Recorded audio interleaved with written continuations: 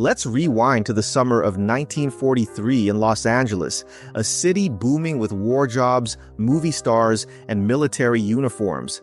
LA looked like the American dream on the surface. Hollywood was cranking out propaganda films, defense plants were hiring anyone who could lift a wrench, and sailors in uniform strolled the palm-lined streets. But underneath that golden glow, tensions were boiling over. The war effort had brought in people from all over the country, and not everyone was getting along. Racial lines were sharp, neighborhoods were crowded, and discrimination was a daily reality. At the center of this powder keg was a group of Mexican-American teenagers who weren't afraid to be seen, the Zoot Suiters. Now, if you've never seen a Zoot Suit, picture this. Wide shoulders like you're trying to look twice your size, high-waisted pants that balloon out and then snap tight at the ankles, long coats that swung past the knees, feathered hats, shiny shoes, and long chains swinging from the pocket.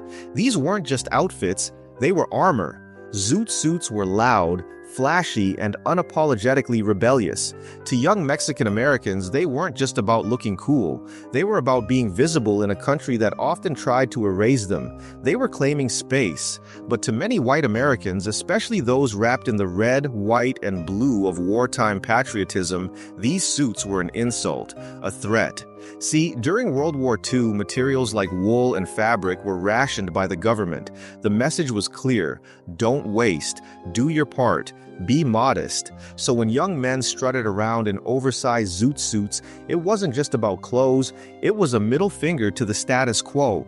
To some, it looked like disrespect, and when the guys wearing those suits were also brown, poor, and hanging out on street corners, well, the judgment came fast. Zoot Suiters were painted as gangsters, delinquents, and thugs in the media. They weren't seen as teenagers with style. They were seen as trouble. That powder keg finally blew in June 1943. It began with a scuffle, a minor altercation between a group of U.S. sailors and some Mexican-American youths. But that tiny spark ignited an inferno. What followed wasn't just a few street fights.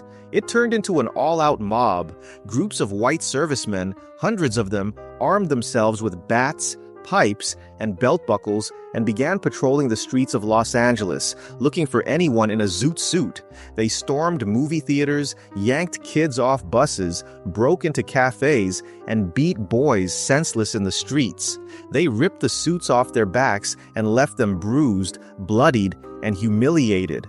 It was a public spectacle of violence, and it grew worse by the hour. What's even more horrifying, the cops didn't stop it. In many cases, they joined in, or at least looked the other way. When Zoot Suiters tried to defend themselves, they were the ones arrested. Not the sailors, not the attackers. The victims were labeled as instigators. The city's leadership, they applauded the servicemen, called them heroes, said they were cleaning up the streets. And it wasn't just Mexican-American kids getting jumped. Black and Filipino teens were targeted too. If you were young and didn't look white, you were fair game. The message was crystal clear. This city wasn't for you. For about a week, Los Angeles turned into a battlefield. Violence exploded not just downtown but in neighborhoods across the city. The press treated it like a joke, like sport. Headlines cheered on the sailors, called the attacks a Zoot Suit roundup, and mocked the victims. No one was talking about racism. No one wanted to hear the truth. The authorities blamed Mexican-American culture, saying it was too wild, too aggressive, too criminal. They didn't want to fix the problem. They wanted to erase it. Eventually, the federal government had to step in. Military brass banned servicemen from entering Los Angeles. That finally slowed the violence. But it wasn't a victory. It was just damage control. The city never apologized. There were no official reparations, no trials, no justice. The teens who got beat down were expected to get over it. Their voices were silenced, their pain ignored. The scars were left to heal in the dark. But the Zoot Suit riots didn't disappear. They lived on in the hearts of the community. They became a symbol of resistance, of what happens when people refuse to be invisible. For many Mexican Americans, the riots were a turning point. It forced people to organize, to speak up, to fight for civil rights. The Zoot Suit, once just a bold fashion statement, became a badge of honor, a way of saying, "I'm here, I matter, you won't erase me."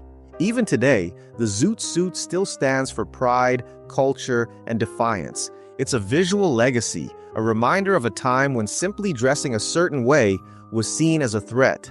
The Zoot Suit riots are a part of LA's history, but more than that, they're part of America's story.